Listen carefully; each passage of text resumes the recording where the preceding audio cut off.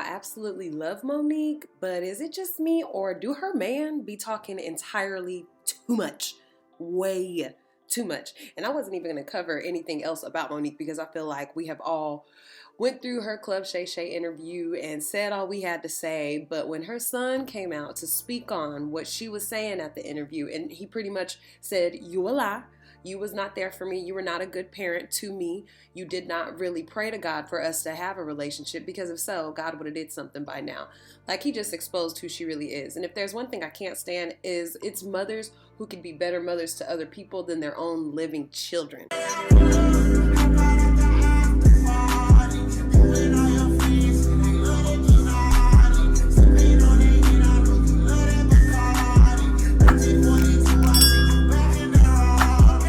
Gonna even talk too much though. I'm gonna let them do the talking, because you know Mo'Nique and her husband are very long-winded, and I really want y'all to hear what her son has to say. But what's up, my friends, and welcome back once again to the Just Case and Friend. I'm your homegirl, I'm your prima, I'm your tia, I'm your cousin, I'm your friend over here down at the Just Case and Brand. Please make sure to like, comment, and subscribe. Share my channel with a friend. I appreciate all of the new listeners that I have. I just love y'all. I am so thankful that you guys are even taking the time to listen to my channel. So thank you, thank you, thank you. Without further ado, let's get into it. Young man, because of the challenges that this young brother has had with mental illness. I am Shalon. I am a stand-up comedian, Mo'Nique's oldest son. I guess I felt the need to make this video to just provide some context into this false narrative about her praying to the universe in order to reconcile our relationship, or whatever the hell it is. I wrote it all down so that way I don't go all over the place and get emotional or anything like that. So I'm gonna talk like I'm reading a script, but it's just gonna help me kind of stay together. But to address the Club Shay Shay interview that she did, where she states that she prays to the universe in regards to reconciling our relationship, as I stated, is odd. My mother and I both know that that is a very false narrative, and I would like to free her of having to continue telling that lie. Faith without work is dead, and neither one of us cares to put forth any effort to reconcile with the other. We are separate, as she put it, because she doesn't care to be my mother any more than I care to be her son. Neither one of us has had the desire to reach out to the other in a very long time, and I don't think that either of us anticipates that feeling ever returning.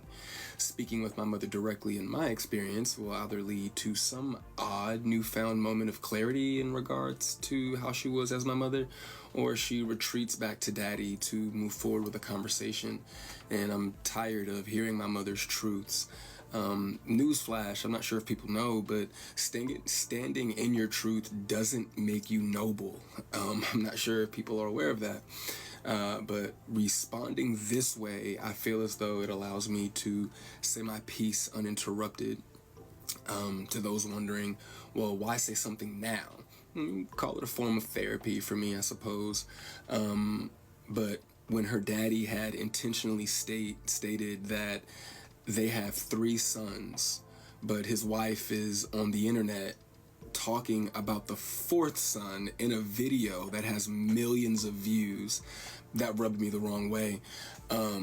But anyway, to inform a child that you are not interested in being a mother at a time when that kid is the only kid that has the potential to lead a child to believe that you are not interested in them specifically.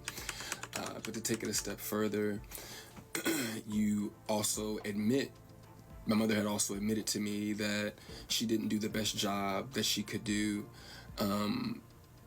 which would also make one begin to question, all of your past decisions and prior emotional interactions. But to be completely honest and fair, those were things that I was willing to get over. Nobody's perfect, we're all human.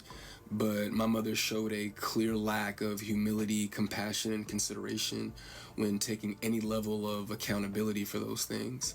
My mother does a fantastic job of acknowledging a lot of things, but she doesn't take accountability very well, and anything that she may take true accountability for, it's only at her convenience, in my experience. But if I had to guess, though, her interest in being a mother probably started around the time that she married her daddy and had his children. But that interest, obviously seemed one-sided, and as it should have been. By that time, I'm in my late teens, so to some degree, the the neglect becomes easier to hide or validate, I guess you could say. There are now 2 baby boys in the house, that require attention. But still, during that time, however, I still watched her enjoy the love and admiration of total strangers more than my own. To this very day, my mother has never expressed to me when, if ever, she became interested in me as her son. That did lead me down a path of questioning my self-worth and struggling to understand the value of a mother in a child's life. In the interview, she also states that she gave me an apology, but an apology to a son from a mother that consciously showed no interest in him holds no weight. There are still women to this day that my mother will give credit to for being more of a mother to me than she ever could. Her assistant, my cousin, being one of them. Every time, though, that my mother would state that she was right here whenever I was ready, that ideology still blows my mind today, that a person could openly admit to being an uninterested, not put my best foot forward type of parent and be so self-centered that they still express to the kid, you have to come to me when you're ready. You got to come to me for us to make this right. Okay. But I'm not sure what my mother could possibly think that she has shown me in the past or have for me now that's not money, goodness gracious, that would make me want to come to her or whatever those feelings are supposed to be. A mother is supposed to be the first woman that a boy falls in love with. I loved my mother very much, but my mother loved things more than she loved me, and she would validate her love for me by giving me things and would proceed to call me ungrateful or inconsiderate if said things did not have the desired effect. I couldn't imagine what it's like to be her, though, to ask God for what you want, and then he gives you what you need, though, only for you to ignore it and have the audacity to ask God for something else. And I'm glad I don't, I'm glad I didn't do that. And when he told you no, you went to the universe instead. By no means, though, do I want to give off any type of an impression that I am a victim of anything. That's not the case. As you can see, I'm smiling from ear to ear. I'm alive, I'm happy, I'm a dad, I'm healthy, I think. I drink a lot of water, I'm getting over a cold now.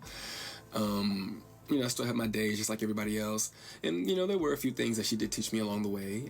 I did learn how not to love from my mother. I also learned to make sure that I never lose so much of who I am that I have to validate it through another person.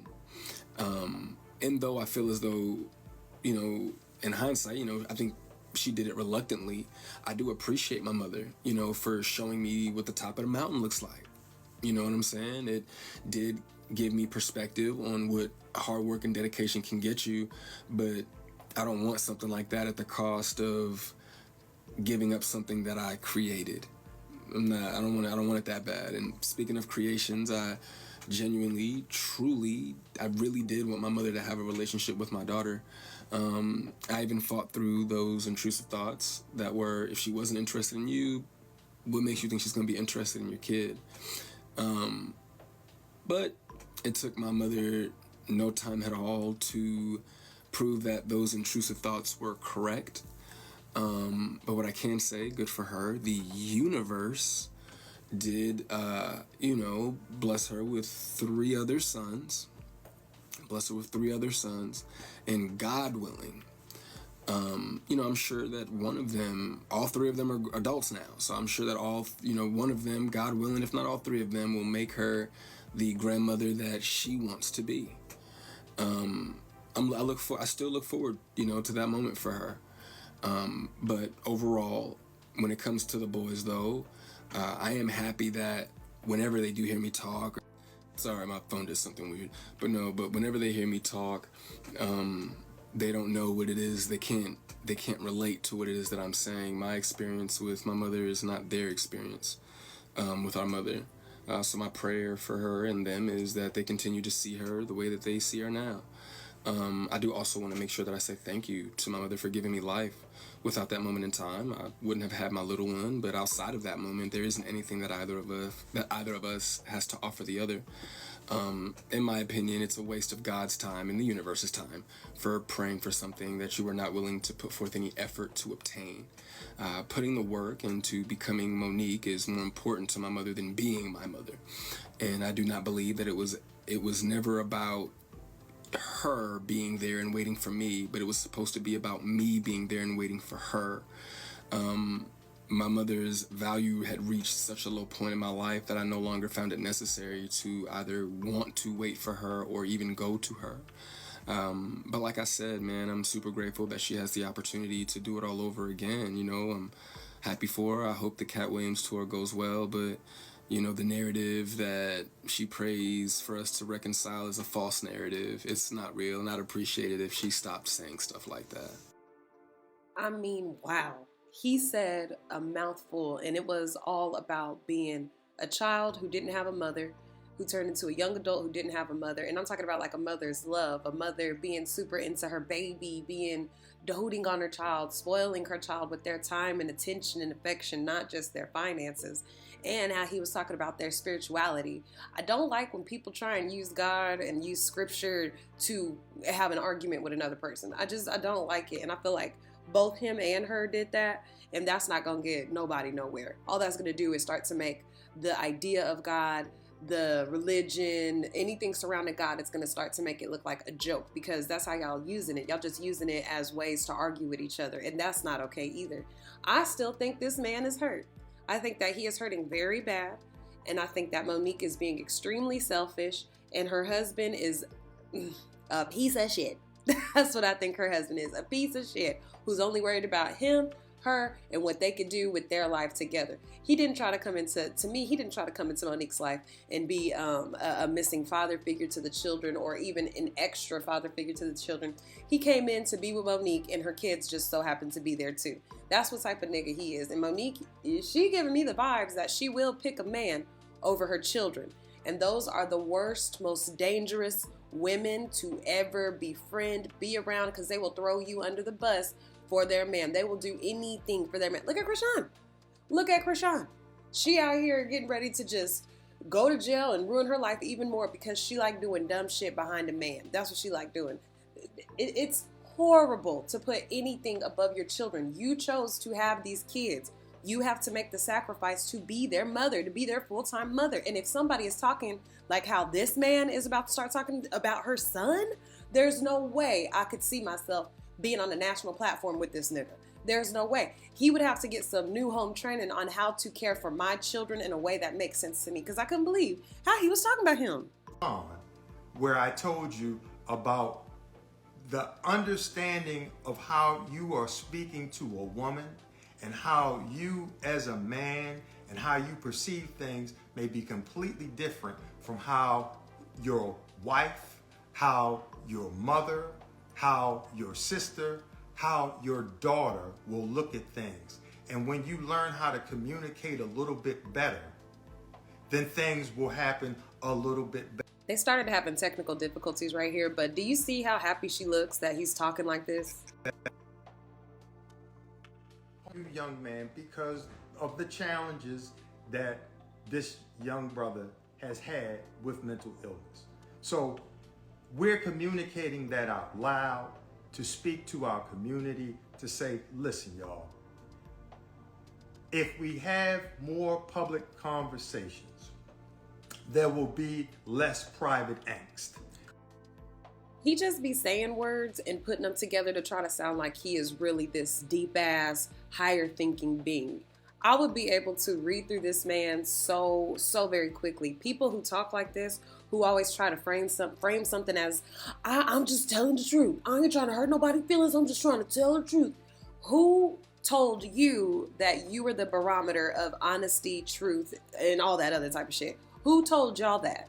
You two in particular, who told y'all that? Because y'all word is not law. Y'all's word is not law. Y'all's experience is not the end all be all truth of everybody's experience. That is not how it works. And sir, the way that you talk is you talking with a bunch of words and you ain't saying shit. And this is impressing Mo'nique.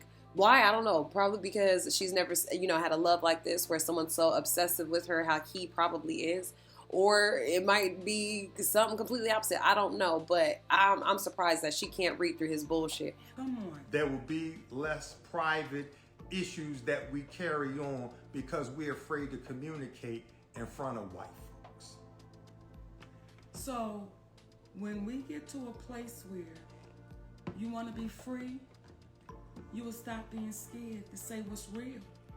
You'll stop being fearful of having conversations that normally take place in private and nobody ever really knows the outcome. And from there, when you were saying earlier about how we're looking in front of white folks. When I do hear our brother Greg Mathis say, the studio is watching y'all and the executives are watching y'all, so what? If the executives are watching closely, the individuals that will want to interact with us are those who are engaged and are in alignment with what is true. Come on. See, the first question would not be, Stephen A. Smith, why did you video someone?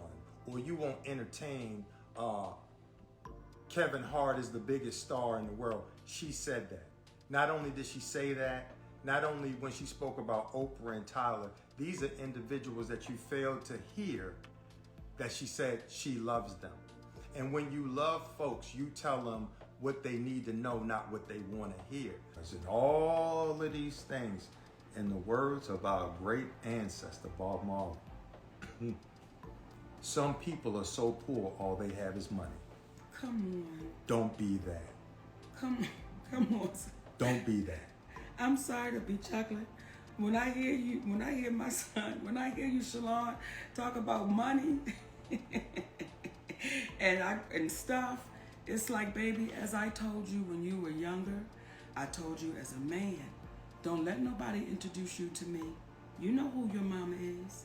And when folks speak in reference to calling your seed, sometimes, especially when your seed decided to call things off with you because you didn't move for a 34-year-old, 32-year-old man in the time that he wanted to do, because you as a mother, you as an entertainer, you as an actress, you as a grandmother, you as a wife, allotted the time to see him, but he pushed you away. But then when it's time for him and it doesn't work for you, now it's a problem. Listen, it comes a point in time where when you become a man, when you become a woman, it is your obligation to do for you. To do for you. At 31, brother, 32, I'm sitting there on a conversation at the behest of your mother. Why?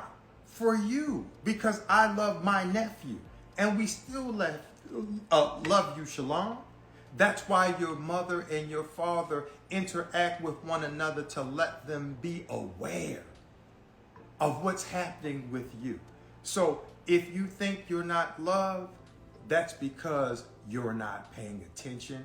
And there are other dynamics that fall into play in which we completely understand. And for you too, we're going to keep the light on for you. But I find it extremely ironic that the last time you saw me, you wanted to be able to call me dad.